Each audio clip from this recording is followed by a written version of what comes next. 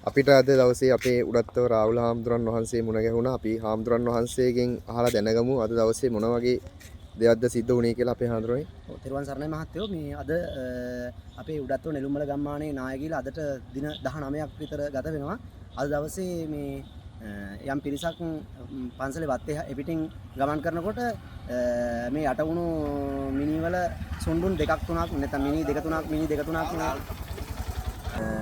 නැති වුණු මේ වෙනකොට මිනි 31 32 35කට ආසන්න ප්‍රමාණයක් නැති වෙලා තියෙනවා, අහිමි වෙලා තියෙනවා ජීවිත. ඉතින් ඒකෙන් 26ක විතර ප්‍රමාණයක් අපිට හමු වුණා. ඒකෙන් අද දවසෙත් යම් පිරිසක් මේ කුෂිකර්මාන්ත කටයුතු වල යෙදෙනකොට යම් පිරිසකගේ සුන්බුන් මృతදේහයන් වල යම් කොටස් මතුවෙච්ච අවස්ථාවක් වුණා. ඒක අපිට දැනුවත් කරපු අවස්ථාවේදී අපි ගිහිල්ලා මේ අදාළ ස්ථානවල දැනුවත් කරලා ඒ මృతදේහයන් ටික ගොඩ ගන්නට යෙදුණා. ඉතින් මේ වෙනකොටත් මහියංගනේ අපේ මහේස්ත්‍රාත්වරිය සම්බන්ධ වෙලා ඒකට අවශ්‍ය කරන පියවර හසලක පොලිසියේ නිලධාරීන් සම්බන්ධ වෙලා අවශ්‍ය කරන වැඩ කටයුතු සිදු කරගෙන යනවා. අද දවසෙත් මිනි 3කට ආසන්න ප්‍රමාණයක් නැවතත් ගොඩ ගන්නට පුළුවන් වුණා.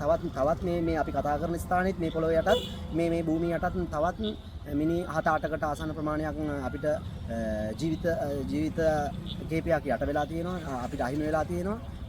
අතුරුදහන් වෙලා තියෙනවා. අපි බලාපොරොත්තු වෙන තවත් සමහරක් දෙමාපියෝ සමහරක් දරුවෝ තමන්ගේ පවුලේ ඥාතීන්ගේ දේහයන් ගොඩ ගැනීමේ බලාපොරොත්තුවෙන් තවත් ඔවුන්ගේ දේහයන් ලැබෙයි කියන බලාපොරොත්තුවෙන් තවත් යම් ස්ථානවල ඔබට පේන ඇති මහියංගනේ මල් ශාලාව ගමිලා මේ ස්ථාන උඩත්ව ගම්මානයේ මේ වුණු ඛේදවාචකයේ මృతදේහයන් නැවතත් මල් ශාලාව වෙත ගෙන යනවා. ඉතින් මේ වගේ මහා ඛේදවාචකයක් උඩත්ව නෙළුමල ගම්මානයේ සිද්ධ වුණේ. ඉතින් අපි දායකයන් සමග සම්බන්ධ වෙලා ඉතින් අර මහා විපතකටපත් වෙච්ච පවුල්වල දරුවන්ට ඒ දරුවන්ගේ දෙමාපියන් ඥාතීන්ගේ මృతදේහයන් හම්බෙන ශණයෙන් ඒවා ඒ උදවියට බලා ගන්න ජීවිතවත් නැත්නම් මృతදේහයවත් බලා ගන්න අවස්ථාව උදා කරලා දෙනවා. පුළුවන් තරම් තරුණ තරුණියෝ ගමේ මේ අපේ චන්ද්‍රසිරි මහත්මයා ඉන්නේ. ඉතින් අපි හැම කෙනෙක්ම එකතු වෙලා මේවා අපිට පණිවිඩයක් ආපු විගසින් අපි ගමේ පන්සලේ දායකයෝ සහ තරුණ තරුණියෝ ඊට පස්සේ හාමුදුරුවෝ එකතු වෙලා ඒ අවශ්‍ය කරන මృతදේහයන් ගොඩ ගනිමින් මේ පවුලේ උදවියට ඒකෙන් හරි යම් සතුටක් පුංචි සැනසීමක් ඇති කරලා දෙන්න අපි සෑම අවස්ථාවකදීම කටයුතු කරනවා. ඒකට බොහෝ පිරිසක් අපිට අප වෙලා වැඩ කරනවා.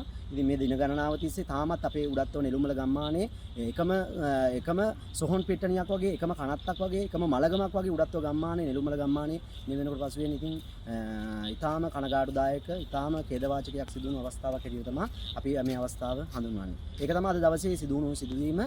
මේ වෙනකොට නැතිවිච්ච මිනි 35කට ආසන්න ප්‍රමාණය මේ වෙනකොට අද දවසෙත් එක 28ක් විතර ගොඩ අරන් තියෙනවා. තවත් කිහිපයක් තවත් 7-8ක් යට වෙලා තියෙනවා. මේ අපි කතා කරන පොළොවේත් මේ ස්ථානෙත් සමහරක් විටකදී යට වෙලා තියෙනට පුළුවන්. ඉතින් අද දවසෙත් මිනි 3කට ආසන්න ප්‍රමාණයක් ගොඩ ගත්තා. තවත් සමහරක් තැන්වල යට අපි ඇවිදිමින් යන මේ ප්‍රදේශයේ සමහරක් ලාවට තවත් දුගද හම්මින් මිනි යට තියෙන ඇති කියලා බලාපොරොත්තුෙන් ගොඩ මේවා වතුර බැහැලා යන අවස්ථාවේදී මේවා නැවත ගොඩේ කියලා බලාපොරොත්තුෙන් පවුලේ උදවිය තමන්ගේ දෙමාපියන්ගේ මృతදේහයවත් මරණයවත් මිනිහවත් බලා ගැනීම බලාපොරොත්තුෙන් ඉන්න පිරිසක් මේ ගම්මානයේ නිර්මල ගම්මානයේ තාමත් සොස්සුම් මැද කටයුතු කරනවා කියන එක කනගාටුවෙන් ප්‍රකාශ කරනවා. තෙරුවන් සරණයි.